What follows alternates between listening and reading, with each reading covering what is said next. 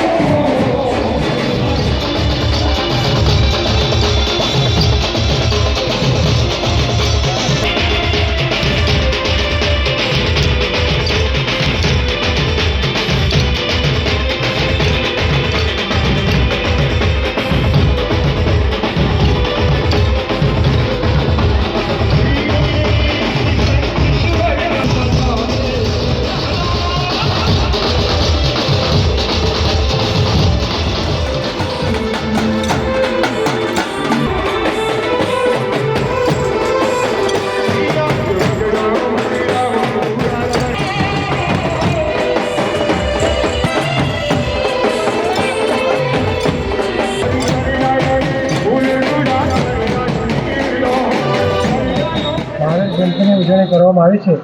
તો અમદાવાદના માંડલ ગામે જે ઉજવણી કરવામાં આવી છે એ કયા કયા કાર્યક્રમ યોજવામાં આવ્યા છે, આપના નામ અને પરિચય સાથે કહેશો?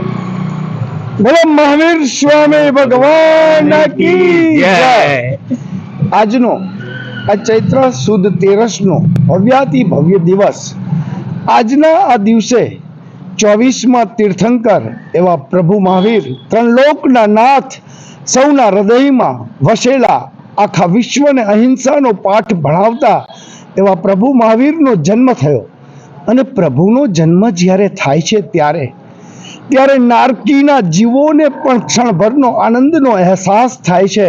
તો આખા વિશ્વની અંદર ધન ધાન્યથી લઈ ચોતરફ આનંદ ફેલાય છે।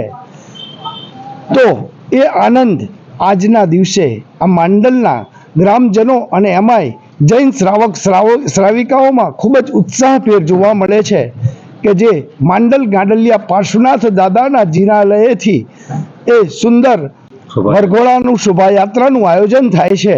અને એ શોભાયાત્રા આખા માંડલ નગરે, માંડલ ગાંડલિયા પાર્શ્વનાથ દાદાના જિનાલયથી ચબુતરે મહાજનના ડેલે, ત્યાંથી પરાવાસમાં મોમેડિયનનો વિસ્તાર એવા ગઢના ચોકમાં અને ભરી બજારમાં થઈ ફરી પાછી એ ગાંડલિયા પાર્શ્વનાથ દાદાના જિનાલય પહોંચે છે અને આખું ગામ ખૂબ જ ઉત્સાહભેર આમાં જોડાય છે। તો એવા પ્રભુ મહાવીરને ફરી આપણા સૌ વતી કોટી કોટી વંદન। બોલો મહાવીર સ્વામી ભગવાન। આજના પાવન પવિત્ર દિવસ એટલે કે ભગવાન મહાવીર જન્મ કલ્યાણકનો દિવસ છે। આજના દિવસે પ્રભુ મહાવીરનો જન્મ થયો હતો અને ભગવાન શ્રી મહાવીરે પૂરા વિશ્વને શાંતિનો સંદેશ, અહિંસાનો સંદેશ ફેલાવવા માટે જે ઉપદેશ આપ્યો હતો તે ઉપદેશને સૌ મનમાં વિચારી આગળ વધો। અને આજે અમારે માંડલ સંઘના આંગણે, માંડલ સમસ્ત સંઘના ઉપક્રમે ભગવાન શ્રી મહાવીર દેવના જન્મ કલ્યાણકનો વરઘોડો નીકાળવામાં આવ્યો હતો। અને આ જે વરઘોડામાં અચલ ગચ્છાધિપતિ પરમ પૂજ્ય આચાર્ય ભગવાન શ્રીમદ ગુણસાગર સુરીશ્વરજી મહારાજા સાહેબના સમુદાયના મહારાજ સાહેબ ઘણી વર્ષ શ્રી રાજરત્ન સાગરજી મહારાજ સાહેબ, અનંત રત્ન સાગરજી મહારાજ સાહેબ તેમજ પાર્શ્વચંદ્ર કચ્છના પાર્શ્વયશ મહારાજ સાહેબ વગેરેની ઉપસ્થિતિમાં આજે માંડલ સંઘ તરફથી આખા વરઘોડાનું આયોજન કરવામાં આવ્યું હતું। બપોરે સાધર્મિક ભક્તિ તેમજ અનેક આયોજનો કરવામાં આવ્યા છે। આ પ્રસંગે માંડલના PSI તરફથી બી પોલીસ સ્ટેશન તરફથી ખૂબ જ સુંદર વ્યવસ્થા કરવામાં આવી હતી અને આ વરઘોડો સંપન્ન થયો હતો।